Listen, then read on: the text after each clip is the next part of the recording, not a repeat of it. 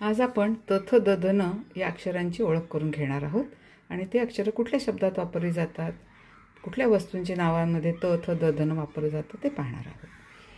तर हा आहे त. हा तराजू आहे. तराजू आपल्याला इथे दिसतोय. तराजूचं चित्र फोटो. तराजूमधला त. तराजूमधला हा त आहे. हा त तराजूमधला किंवा त तव्यामध्ये पण असतो. आपण पोळी भाकरी शेकतो तव्यावर, त्याच्यामध्येही त आहे. किंवा तलवार असते त्याच्यातही त आहे. तव्यातला त, तराजूतला त. आणि नंतर हा पुढचा आहे थ. पक्ष्यांचा थवा. बरेच पक्षी आकाशात उडतात, त्याला थवा म्हणतात. ओके. तर हा थव्यातला थ.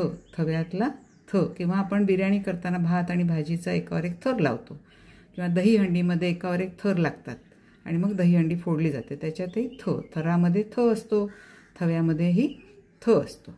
त्याच्यानंतर द. दरवाजा. घराचा किंवा ऑफिसचा किंवा खोलीचा दरवाजा. तर दरवाजा द हा दरवाजात असतो. द दरवाजामध्ये द असतो. कशाचा भाजीचा दर काय आहे, तांदळाचा किंवा गव्हाचा ज्वारीचा दर काय आहे, म्हणजे त्याचा भाव काय आहे, किती किलोला किती पैसे द्यायला लागतील, रुपये द्यायला लागतील, त्याला दर म्हणतात. तर दरमध्ये द आहे, दरवाजामध्ये द आहे. त्याच्यानंतर इथे ध. हा धबधब्यातला ध. धनुष्य बाण आपण म्हणतो धनुष्य. त्या धनुष्यामध्येही ध असतो. धनुष्यामधला ध.